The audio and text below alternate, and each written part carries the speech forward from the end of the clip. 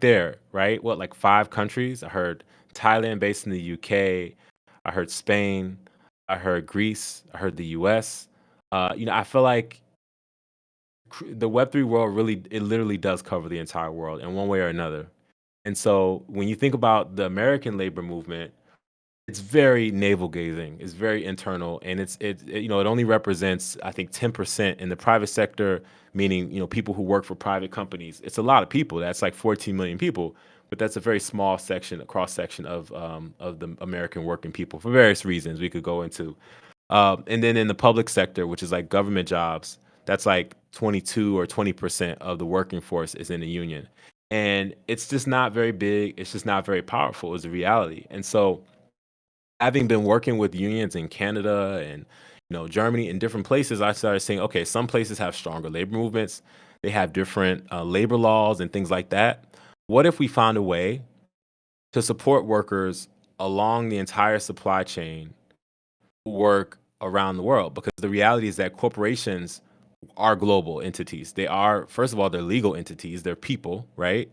But also they don't think of themselves as American citizens. They may file taxes in the US, they may have their home office in the US, but a corporation like Amazon can get its supply of products from China and Thailand, and have people doing really hard work for very low wages. But then they come and sell their products in the UK and America and pretend like they're good actors. And so there needs to be something that can respond to the present day realities of the labor needs of workers that is not submissive to national barriers in the way that crypto doesn't care 24 hours a day, 7 days a week. Think about it as stock market versus stock market in the US, which closes at what 5 p.m., opens at 9 a.m., whatever the hours are, versus crypto, which is 24/7. So that was how we thought about it. That's why we wanted to start it. Now, that's not to say that I have all the answers or that anybody that I know has all the answers. We were just sort of naive enough to think that we could take on the challenge. And so first thing we did was we put together the logo because we know that like imagery a lot of times is a big uniting factor for people. Obviously inspired by a lot of classic, labor, socialist, communist logos. And then we started putting together some principles and saying what do we believe in. And then we started holding these public conversations on X. And crazy thing, one of our first meetings we had like 500 people. The second one we had 1,000, and it showed that clearly people are interested in something that can help people in their fight for worker justice. Now, I will also note that there's also a sort of labor movement happening within the Web3 world. A lot of people have noted that they don't have pay consistency if they're contributors. If they are contributors or employees at sort of some of these crypto foundations and stuff, there's just like not even the minimum standard that you have in a traditional working organization. So there have been a lot of people talking about wanting to unionize the Web3 world. Now, because I come from building unions, whenever I hear that, I tend to hear problems. This is probably not the right reaction, but honestly, like to build a union is a very difficult thing. But then to build a union that will be cross border and be recognized by labor organizations in each country is a challenging thing. Doesn't mean it's impossible, but it means it's something that will take a lot of like legal forethought and structuring and planning to face. So I just wanted to note those are two things that we've thought a lot about, or three things we thought a lot about. One, figuring out the sort of international labor chain, supply chain, cross border organizing challenge, figuring out internal working practices within Web3, and three, figuring out, is there sort of organizing that needs to happen within Web3? That was three of the main things that we were hearing from folks. And it turns out that folks are interested in all those things. And the question becomes then, what are our priorities? And after we did our first sort of mirror fundraise, we used that money to, basically a lot of the contributors. So let me back up. A lot of the folks who joined our Discord, a lot of the folks who were joining our X conversation started contributing. And one of the ways they started contributing was we decided that we would start investigating what Web3 practices look like within DAOs. I actually did the first interview in Austria at the Commons, if you're familiar with them, the CCA. the crypto commons, and it just started with simple conversations with people from different DAOs and saying, "Hey, what is your DAO like? How often do you pay people? What currency do you pay people in? Is it crypto? Is it a stable coin? Is it your native token?" And we uncovered a lot of problems. For example, a lot of people were saying that they would get paid in a native token from their DAO or whatever, and let's say they would get paid $1,000, the equivalent of 1,000 US dollars, and then something crazy would happen in the market, and then now instead of having $1,000, they have $250. And that's a massive difference. That could mean groceries, that could mean childcare, that could mean a lot of things, right?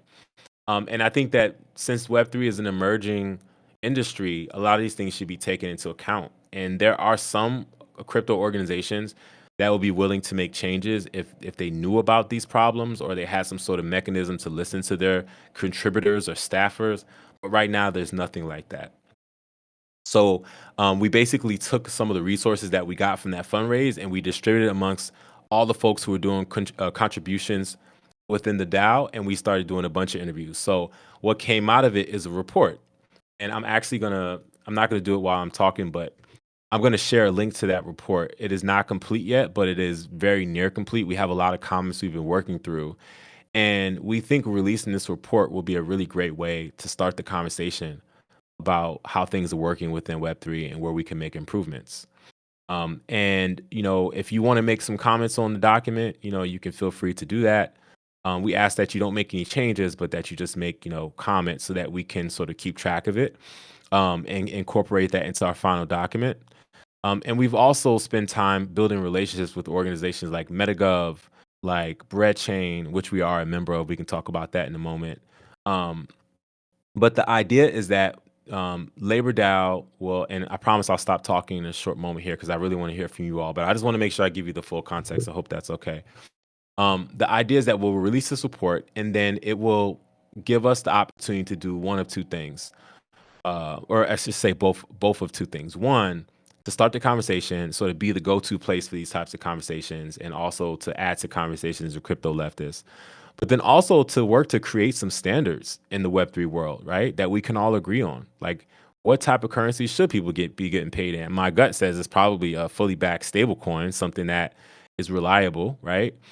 Is there a way to sort of like validate the work that contributors and workers are doing so they're not just starting over or ending up sort of unemployed or stuck after they leave one organization, right? Can we make sure that, the leaders of Web3 organizations, DAOs, crypto foundations, et cetera, can have confidence that, hey, this person has done work in these 10 and 12 places. Let's give them credit for it. Let's give them a little bit of advantage in getting a new position when they leave and they don't just end up stuck, right? So that they have to go back to a regular job. And is there a way to validate the employers or the Web3 organizations who are going to treat their folks well, who are going to give them a good wage, who are going to allow them to have flexibility and not just throw them away when the bear market comes, right? How do we validate that and sort of create a stamp? Could LaborDAO be the validator? That's one of the ideas I really want to, once we talking into the conversation here, I want to hear some feedback. Hear if you guys like that idea, if you think it's stupid. My gut says some of you had sort of a similar idea, but totally open to feedback. The other thing is there's been a ton of research already done by the other internet and MetaGov and other folks, which I hope that you'll share with me so we can incorporate it into our research or at least cite it. But we want to add to that body of research, start regularly doing these types of research projects, having some of you guys to contribute to that work, get paid to do that work. Um, and that's what I've been doing is a lot of fundraising conversations because we had, I'm gonna give you some insight, real talk here. We had a person in our DAO who sort of felt like they were bigger than the collective.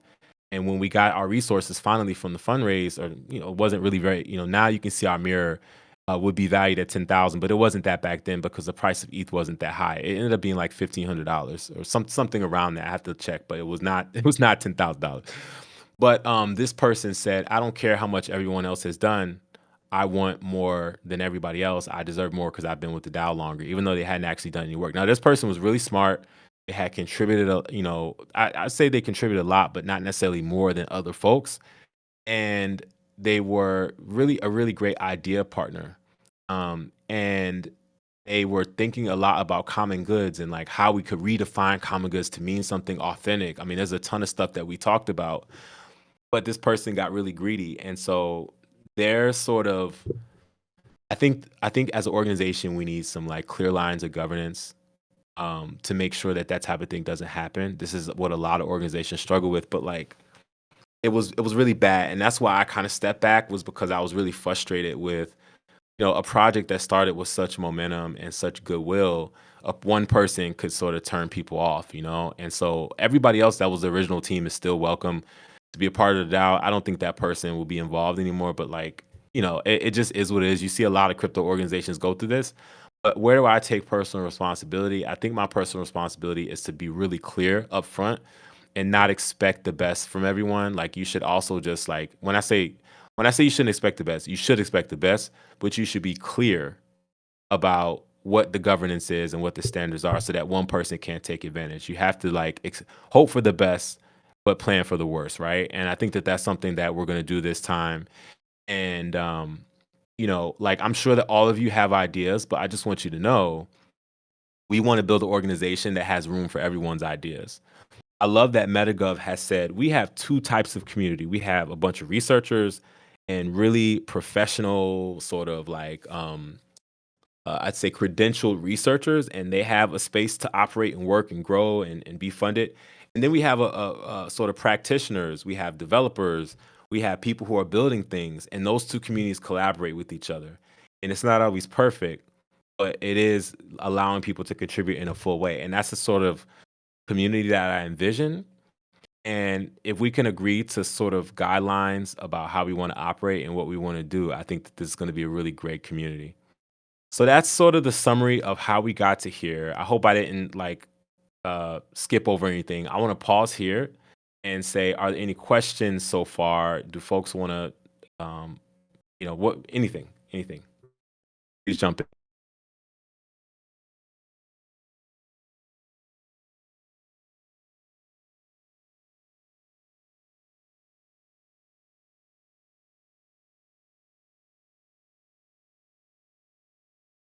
Hope I'm not alone here, or I haven't been talking to myself. Anybody alive? Yeah, yeah, we are here. Okay, good. I guess this is something I guess more specific and less broad.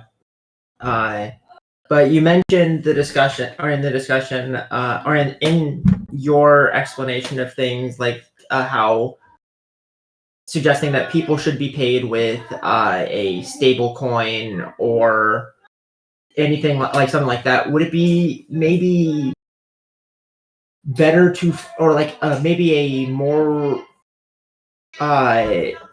flexible way to frame that might be looking for like sorry, there's noise in the background. There's maybe like some like type of index that roughly matches various different let's say fiat coins or whatever, or like GDPs of countries or whatever, some type of stable metric that you can define against, so that way people can say, I want to be paid in this or that or whatever, and then just lock in the ratio of that against that index instead, so you can have that flexibility there. Would that be maybe something that would be more versatile? That's not really towards the greater point, but it's just something I caught on to for whatever reason. I'm gonna give a quick response so I don't take up too much space here, and then I'm gonna pass it back to see if anyone else wants to add here. I don't know that, and I'm gonna make sure I remember to paste that research here for folks if they want to make comments and add other ideas like what was just shared. But I don't know that, folks have really expressed that they want a different type of currency, more so that they have an issue with receiving something that has really, really serious ups and downs, right? The volatility Yeah. of receiving a token, right? It's like we already have tons of stable coins. We have USDC, um we have bread, Bread. right? Which I'm a big fan of. Like honestly, if I had my choice, we would really be promoting bread as something that people across the Web3 landscape would choose to use, because it has a good cause behind it, and it's something that will give back to folks who are doing the work.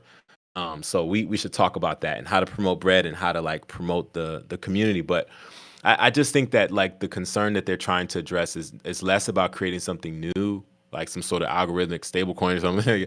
It's more about like not getting something that is going to be volatile and that is going to lose value so quickly, you know? And I think sometimes the reason why organizations, from what I understand, the reason why organizations pay in their token is because there's less tax implication. Like they're not switching it from their token to USDC and then they get a tax burden before they pay it out.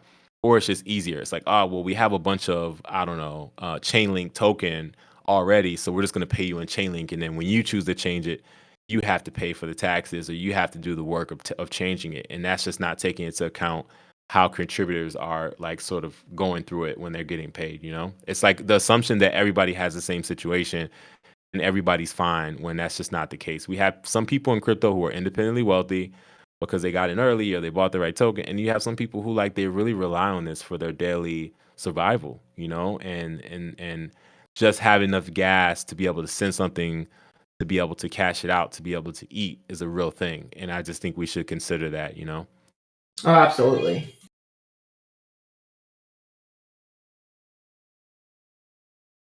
Anyone else?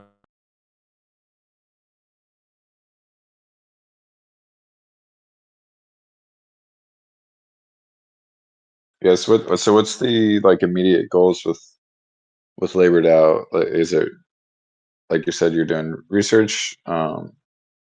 Is there like an immediate attempt to solve any of these issues, or is it more like more research or awareness or networking, or I guess yeah, like where's the next direction? Great question. Okay, immediate goal that I promised the blockchain socialists was that we would complete this research and just start having public conversations about it. So this is like, you know, I was actually in the middle of doing that with the one of the original authors, which is Hazel Debjani, really amazing researcher out of Duke University who works with DAO made tons of introductions and like you know helped us make this thing like real, you know, so like we're just in the phase of finishing this thing and you're all welcome to contribute to that, and that gives us sort of a like a leg to stand on and something that people can like really understand that we're real and we're here to stay. So that's the immediate thing. The second thing is I've been talking to Rather Mercurial about like, and also Harmonica, which I'm not sure if I can't, I have trouble operating with Discord sometimes, but if Harmonica folks are on here, would love for you to chime in. But we want to not just be hypothetical, we want to build stuff, right? And something I've had an idea about for the last 15 years has been like sort of incorporating technology as a response to the need for union organizing. Because a lot of unions, particularly in the US, I love to hear in other folks' context in your country, but like here, you know, most unions don't do a good job about responding to workers, talking to smaller worker groups, helping them organize, supporting them through the process. And the thing I didn't mention in my intro was like, we have a need to like fund worker organizing. Groups of workers organize all the time, but it takes money. You need money for lawyers, you need money for strikes. There's a lot of stuff here. And that was the other big purpose. Like, I didn't say this in my intro, pardon, I must be nervous, but when I saw Ukraine DAO, Assange DAO, and Constitution DAO, I was like, damn, if they can raise money for these things, I think Ukraine DAO was sort of a war thing, which I'm not super in love with. I thought Constitution DAO was really dope idea, but like obviously they lost, unfortunately. And then Assange DAO was, I think, the most sort of like compelling to me. Um, but the idea was like, can we, in the same way that Bread Chain raises money for different causes, could we raise money for different labor causes and then have a consensus vote on which group to give the money to? Or, you know, and could we have a mechanism like, you know, something using AI or, you know, it doesn't have to use AI, it doesn't have just, you know, I just think AI is compelling. Um, but like something that could help workers organize in a way that doesn't always require human element at every single step of the way, that could be funded by money that we raise, right? Like these ideas are things that I think we should talk about building and like make happen in 2025. Like we should be putting money and resources into it. We should be fundraising for it. Like, so it's the research, it's the development, and also the organizing, right? And starting to build, you know. So if folks are interested in those things, then, you know, I think like I could be really helpful. If folks want to go outside, I'm not limiting the conversation to that. I can say those are the things that sort of had the most legs with the folks that I've been talking to so far. Does that answer your question? Yeah. Yeah, it does. And as far as my like, so I got a bachelor's degree in sociology. I was really interested in labor movements from like an academic standpoint, but I haven't Yeah. like personally participated in a union, so I don't know. I don't have like that, boots on the ground experience. But I have heard there are a lot of like governance problems in unions, and that despite the fact that they are supposedly fighting for the workers, they tend to be hierarchical, and there tends to be a small group of people making the majority of decisions. And so, from my limited experience of knowing that, I always thought it would be really great if we could just teach people some like basic, like make a wallet, use your wallet, and then vote um, on a governance contract that runs your DAO, and everything's accountable, and you can vote for. You don't need to show up to the meeting necessarily. If you got other obligations, you can vote from home, and like just make it easier to participate in governance and make that governance more accountable. I don't know if that's something that you think would be like immediately useful to um, a non-crypto native union. Yes, I think first of all, thank you so much for that input. That's really helpful. I have been talking to some folks about the real need for sort of look, whether you believe in crypto or not as a technology. I know some people don't, and that's totally fine. I like it as a technology. Would I like necessarily tell people to invest the money into it? No, I don't do that because I think that there's so much in the space that where you can go wrong, you can lose money. So I just wanted to give that for those who might be saying, why are we talking about this? Like, it is a new technology. It's not going anywhere. I think it's useful to know about it. If you'd like to team up to do some content, I would love to do some content um, about specifically understanding how to use the technology, how to vote with the wallet, understanding governance. I have, I think, a moderate level of understanding of what some people would say I'm advanced, but I'm sure compared to other folks, I'm not advanced. So I just want to say that. So I would love to team up on content on how to do those things, maybe set up some experiments and some trainings and stuff like that for folks. So definitely interested in that.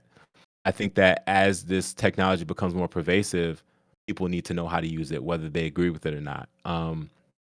In terms of the question on unions, I think what you mentioned is true for a lot of unions, but it's not all unions, and it's the worst of the unions. The best unions engage their members. They are member led, member driven, and the members have the decision making power. And it is a struggle to get your membership involved, just like with anything else. But so I'll use my union as an example. I was the co-founder of Progressive Workers Union. You can read about this online. I think there's stuff out there. But we started the union at Sierra Club. It's the largest environmental organization in the United States. A lot of people were not paid very well, even though it's a nonprofit that like makes they get $1 billion a year in funding. They would pay their workers pretty low wages, and they would burn out people in their early 20s, which I was. I came from working at a union, so I was like, we have a union here. Why is it not helping us? So people voted me in, whether I wanted it or not. And somebody like recommended me, and the other people were like, oh, he knows the union is fine. He can do it. So I became the vice president, and we started organizing. Organizing means you talk to every single coworker around the country. We made hundreds of calls, and we found out that there were a shit ton of problems in the organization. From there, we basically built a structure. It was, a governance structure. It was a steward system. Stewards means that every region had their own leaders, and it was basically bottom up. So we would basically go to these folks in every city and say, hey, what are the problems for you in your city? And then we would compile that into a list, and then we would take that to management, and we would say, we need to fix this. And every time they said no, it was good for us because then the workers got mad. And then next thing you know, instead of having 5 of us, we have 500 of us.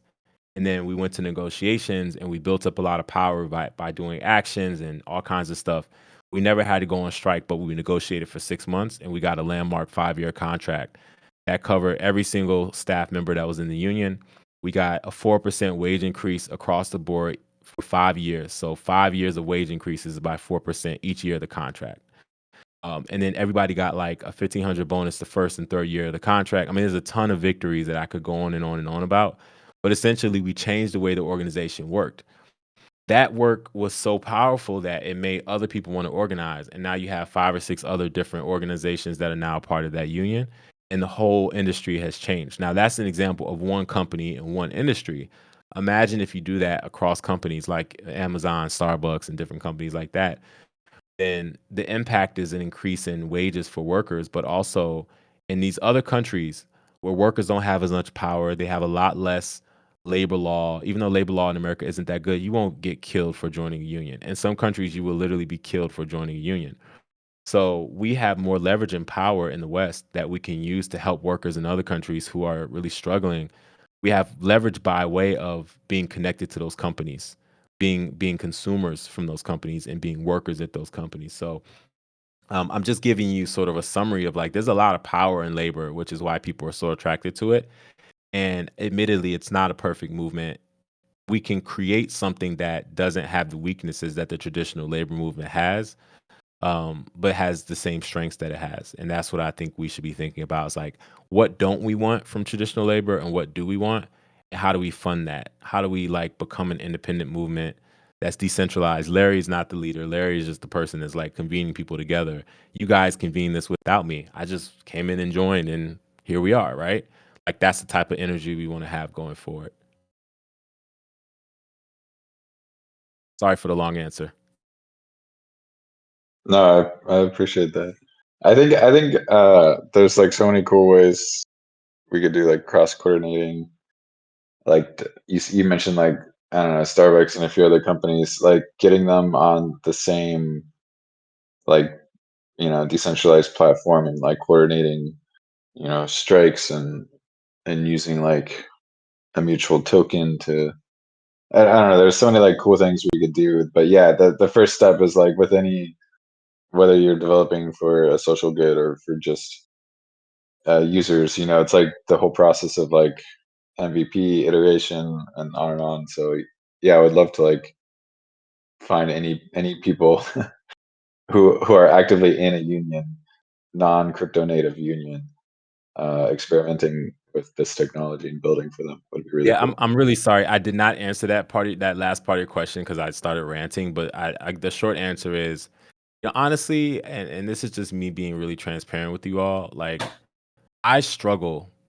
I struggle really hard with the reality of where we are as a labor movement because one of the reasons I started LaborDAO was because I felt like the traditional labor movement in America is not moving fast enough to respond to the changing nature of work. People are working rideshare, they're delivering DoorDash, Uber, doing all of these different things to try to survive. And unions can't even represent them because they're independent contractors. If I'm an Uber driver in America, I may make like $8 or $9 per drive. But if I'm in Kenya, I may make $1 or $2 a drive. Like I've seen this. And just because the standard of living is different there doesn't mean that they should get robbed. I mean, $1 is still nothing anywhere in the world. I'm not trying to down other countries. I'm just saying like you should be able to make a fair wage no matter where you are in the world, right? And that's kind of why crypto is interesting to me because one ETH is one ETH wherever you are, even though the translation is different. I can pay you the fair value regardless of where you are.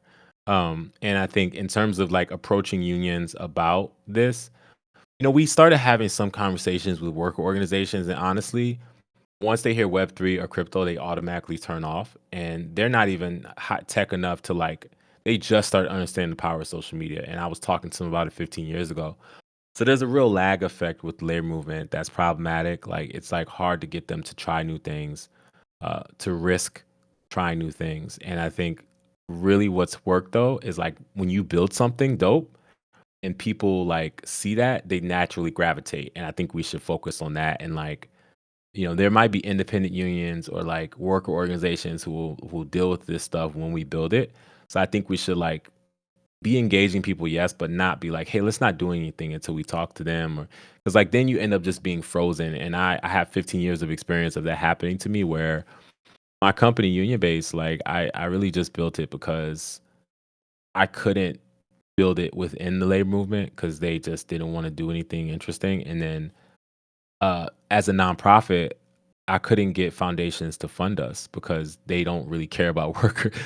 Please don't quote me on this, but a lot of foundations, when you talk to them about workers, they say they care, but like it's hard to get them to fund unions and worker type stuff.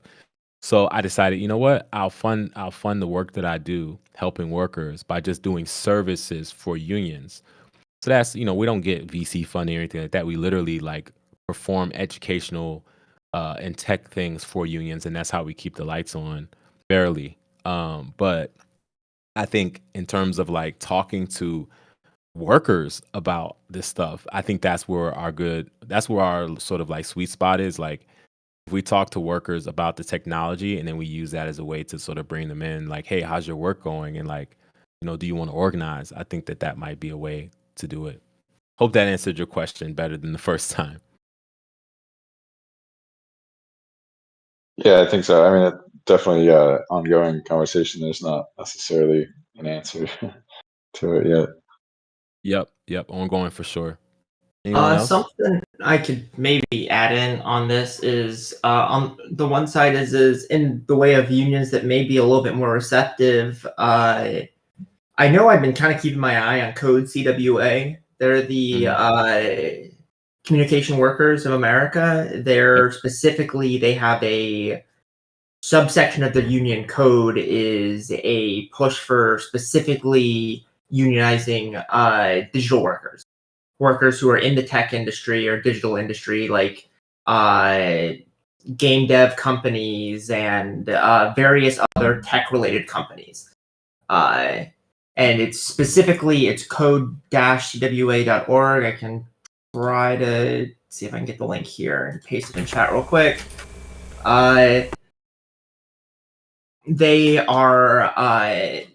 They're surprisingly receptive from what I can see from stuff. I've been following them for a while, and hopefully at one point I want to actually try to like interact with them a bit more. But yeah, they might be more receptive than other unions have been in the past. And the other thing I was going to say is cryptocurrency obviously has a very, very bad reputation, to put it lightly. And it's really, as everyone here is very aware, it is very difficult to say anything related to anything in this industry without immediately getting written off by any normal person. Because of the right wing's taint on everything. Something that I should bring up that I think is worthwhile is you have Blue Sky, which exists in the AT protocol, which is all like it was founded by somebody who was in the cryptocurrency industry previously. It was funded by blockchain capital, and it is built on a lot of the tooling that came out of the cryptocurrency space. Because the AT protocol is a always public Merkle tree that is continuously evolving that the different relays contribute to. It is basically a blockchain. So you have these big tools that are finally being built out that are built on this tech that if you can frame it around a tool like that, like we're using a similar infrastructure to this instead of outright saying, oh, we're Web3 or we're whatever, that may be something that makes it more approachable. And maybe building off of their side of the tooling can help try to pull away from the taint that the right has kind of given to a lot of this space.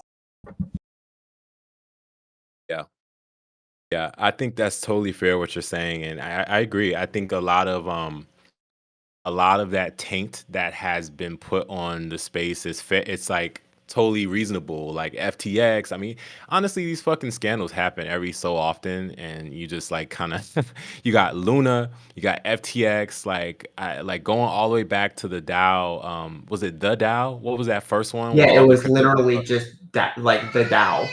Yeah, but I think outside of the crypto space, the one that was the worst was like Silk Road, that people just got that connotation of it being used for illegal activity. So, but like, I don't think we should think that we're gonna change that, but like, we can focus on what we're gonna do and how we're gonna do it. And some people will be open-minded, some won't. I know that Blockchain Socialist has changed some minds and hearts. Like, not that he's made people be like, "Hey, I love crypto," but he's like, "Hey, there might be some use to this." isn't just purely speculative, you know? And I think we can do the same. We got to like really sort of show up and be authentic in what we're doing, you know? And also I'm not about shaming people for like, you know, trying to make some money from crypto, because to be honest with you, I think some people like are in really bad economic situations and they see it as a way to liberate themselves. But I think what happens more often than not is that people get screwed over and they lose a lot of money, and you see people's lives ruins and stuff like that. So I just think that what you're saying is very fair, very fair. Anyone I else? mean, like you said, well, I'm not new, but I'll keep talking. No. Please go. Yeah, no, I was just gonna say, I always think it's ironic how, like you're saying, the unions, some of the unions you're dealing with are just now like getting on social media, and the Yeah. ironic part about all of this is like they will resist crypto and say it's a tool of the right. Meanwhile, they're getting onto social media finally, and who controls, it's like because they resisted social media initially, now they're having to deal with like fucking Twitter owned by a guy who's straight up, going to be part of the Trump administration. And as if like Web3 is somehow even more far right than tech in general. I mean, tech, Silicon Mhm. Valley is so just like neo feudal already. I don't know how crypto can really be any worse than the Web3 at this. I mean Web2 at this point. Mm. Yeah, you know, all these things exist in the real world, right? We like to try to separate them into their own little bucket, but you know, I the funny thing about X, and I'm gonna just be super transparent. Like I always had a problem with some of the more um what's the way to phrase this? I guess incel sort of culture, right? On X and stuff like that. But Sure. then I started being like in those conversations, and it's like you'll have a dude be like say something racist, but then in the same breath he'll like give some information about what you should invest in, whatever. And I realized that like a lot of the people that are having those like first of all, a lot of those people are kids. And then second of all, a lot of those people are like connecting around wanting to make money, but also like having that sort of culture. It's like a whole cultural thing. And I think the problem is when we box people into something. Are we going to say that everybody in crypto is a racist? Are we saying that everybody who voted for Trump is a racist? Are we going to say everybody who was on the left is crazy? Like, I feel like it's become very like extreme like that. I think that some people who voted for Trump, like, you know, people voted for him for different reasons. And I know because I was actually running a voting organization and I had a lot of conversations with people. And it's like, man, like a lot of people in America are pretty economically messed up, and they look at him as a person who can fix their economic situation. Are they right? I don't necessarily agree with that. I don't necessarily think he's going to fix the economic situation because it's complex and neither candidate talked about it. But that's why I like labor, because I think it offers us a place to focus on the real problem, which is like people are getting exploited, you know? And like it doesn't matter how charismatic you are, whether you're like Donald Trump or you're the other candidate, like how are you gonna fix your life? A president is not gonna fix your life. You know what I'm saying? And I know there's a whole cultural thing which I'm not like interested in debating, but I just mean like in terms of the nut and bolts of like this system that we are in is not currently working, and what is the solution for it? And honestly, I'm not saying that we as a little group can fix society, which, hey, you should always shoot for that.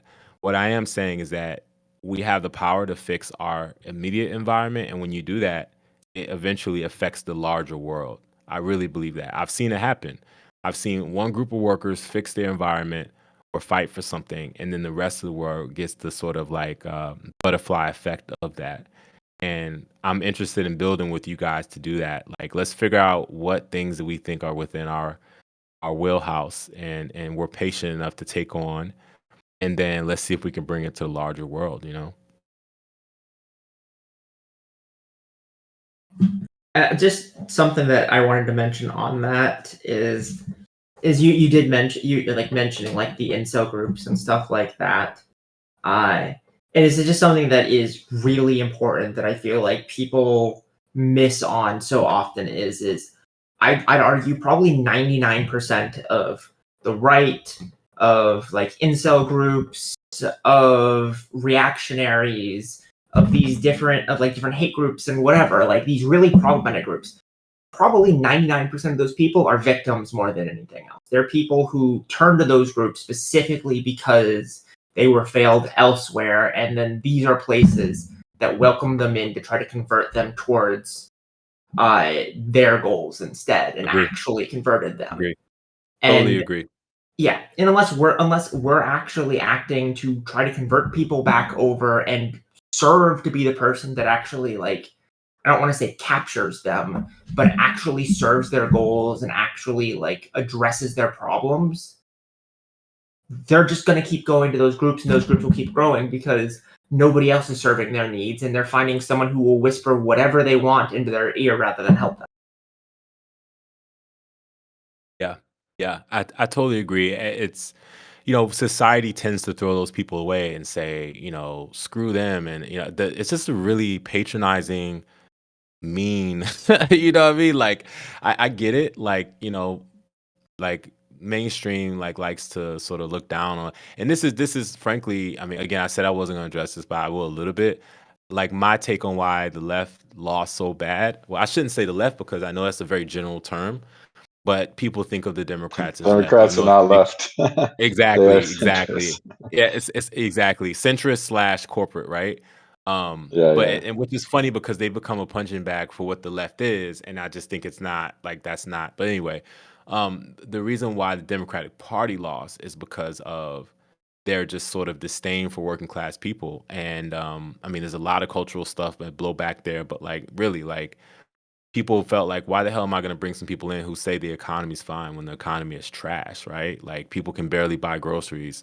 And yet, you're like telling me, you're gaslighting me basically and saying everything is fine. So, um, yeah, I just think like there's a lot of space to like plug in with people who are not being listened to, who are not being respected and things like that. And we can't, you don't connect with people by talking down to them. You know what I'm saying? You try to understand where they're at and see where you guys can relate and like what you have in common, and then you work the rest of that shit out later. I've had friends from all kinds of backgrounds that we were completely different, right? I'm a black guy. I have a friend when I was probably like 18 years old. He's from Boise, Idaho, and has a big red beard. And I'm a 6'2" skinny black dude. And we've been friends for like 20 years because we met in the elevator and realized that we had a lot in common. And you just never know, right? But like whatever we end up doing, right? Like this work, just since we're sort of kicking this off, I just want us to keep in mind that we keep the goal in mind of what we're trying to do. It's about helping people, and we can define what that means, what helping people looks like. um and like I'm very inspired by blockchain socialists because he's like gotten a lot of you together and built this community around one solid purpose. And whether it's the harmonica folks, whether it's the crypto leftist folks, it's the LaborDAO folks, whether you're in all of those groups, you are saying, hey, labor is something I care about. I want to put some solutions in. And I think like if each of us does a little bit, it becomes something really great over time. So I'd say just one last thing here in terms of like making a commitment. My commitment is to like, move this research forward. And as I'm talking, I'll put the link in. I keep promising put this. But I'm making a commitment to finish the research before the end of the year. Get that to you guys. Get that out and start having conversations about that. And then if possible, I don't know how possible this is, but if we could if we could like coordinate ourselves to like pick our order of operations and what we're going to do over the next year before the end of the year, so that we launch with that in mind and start coming up with the timeline, I would think that would be a success, because now we're going to start the year like moving forward and being productive. You know what I'm saying? Okay, it's in the chat. Finally, enough talk is there. um I just want to send a special thank you to rathermercurial.eth, who's like consistently been in the LaborDAO chat, sort of calling out anybody who's a scammer. We are going to moderate, by the way. He's our newest moderator. Thank you very much. Who has basically caught me up to speed and also just said like, look, it's time, Hold on, I got Sorry, I meant to give you guys access on that. Let me add another link that gives you access automatically. Sorry about that. But yeah, to finish that thought, anyone with link. Okay, here we go. To finish that thought, we should do these regularly. We should do these at least every couple weeks, if not more. Maybe we can come up with some DAO Punk, let me know if that link doesn't work. We should come up with maybe some groups we can separate ourselves into, and those groups meet regularly, but then like the bigger group can come together and share what we're learning. I hopefully will have some good news in terms of fundraising soon, and also obviously BreadChain has been doing a lot with their angel program and other things to try to raise funds, and so there may be some good news coming on that. I think we have nothing but momentum, and I'm really, really freaking excited about the next few months, like what we're going to be able to pull off. Like, I'm not like one of those people that just says stuff just because, like, legitimately, like the fact that you all showed up here and like the energy here is going to be like something really cool. And like if any of you needs my support with anything, I'm also here to help you, like whether it's like, yeah, just I'm here to support you as well. It's not just a one-way thing. We got to support each other, you know. So I'm gonna stop there. Any burning questions? Anybody that hasn't gotten a chance to talk that wants to share some concerns or thoughts or questions, like I see Rather Mercurial said, do we still use contributor jam sesh meetings? We could just shift and make it an open labor hour or something. Oh, I think that's a great idea. How do we go about it? Yeah, I know the jam sesh. I think somebody was doing something during the jam sesh not too long ago, or was that a hackathon? I think maybe y'all were doing. I think that's your ZK study group. Yeah, we have that, but there was something else going on as well because ZK study group was in breakout 1, but there was something else that I think was in co-working at the same time slot. But I know we have a handful of things during that time slot, so we could just add another thing during that time slot, and people could just go to one of the breakouts depending on what topic they want to go to. Yeah, I think that makes sense. Yeah. Could be also Do you bit. want to keep the same time slot? Oh, sorry, Delos. Sorry, I was just gonna say that might be a bit limiting as well, having all those three at the same time, because I don't know, maybe like sometimes I would like to join like multiple of those, So having to like juggle through channels and stuff might have like, I don't know, all three of them in the same time might be like too tight.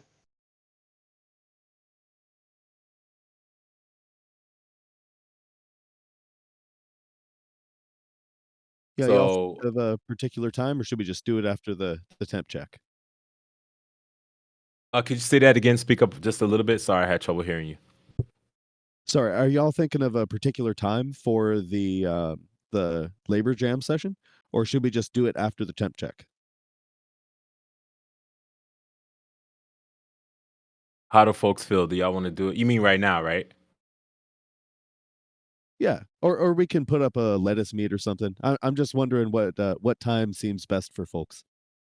I would be what if okay folks- with this time after the temp check. Anybody else? Do folks have a little bit more time to do it? I can try to make it whenever. It's just I know there's various things already scattered all about. I know around the temp check seems to be the most reliable time to get people together, but anytime I can try to make it for at least a decent chunk of the meetings, but I can't guarantee I'll always be there. Yeah, I cannot make it this time, like it's too late, but I mean, if it works for you, then it's perfectly fine. Well, yeah, I can hang around and keep the room open. Well, this would be starting next week, or Yeah, that's what I was asking. Are you thinking like now rather, or are you thinking that for next time? Oh yeah, for next time's fine. I imagine we're all yeah, we didn't have this part of our day blocked out. Oh, that's true. Yeah. Okay, yeah. If you want to do just to clarify, and this is a question of mine. So folks want to do this meeting every week and then do a jam session after. Well, I guess so. The temp check, we have like different guests. So I don't know what happens next week but we could do the LaborDAO jam sesh after the temp check next week. That works for me.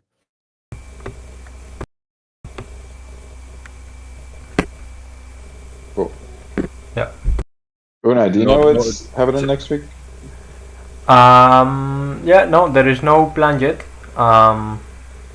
But yeah, I mean, we can do it like you mentioned, like every week or every 2 weeks or what?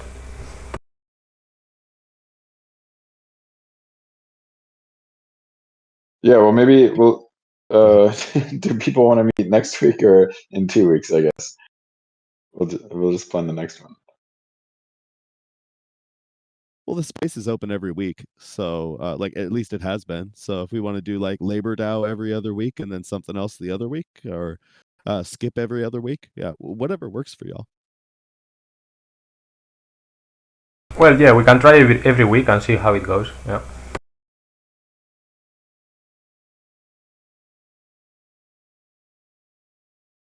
Cool. I updated the event there. It's going to run at 1:15 p.m.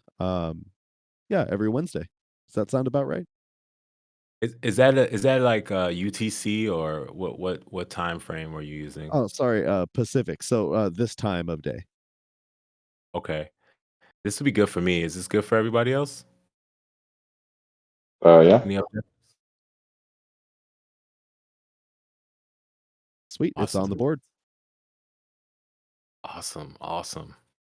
Cool. So let me just add this. If folks have any questions or ideas, about the research, feel free to drop a comment on there. I think the next update I'll have for crypto leftist folks is like, hey, we finalized the research and we're looking for our rollout plan. So if folks want to participate in that, I will be dropping an update pretty soon. So thank you all for letting me join this space and share some updates. Really appreciate it. Seriously. Thanks for sharing. It's been good talk. Agreed. Thanks a lot. Yeah. Yeah, thank you No much. problem. Thank you. Thank you so much. All right, take care, y'all. Thanks for your time Take today. care. See you around. Thank you. See you soon.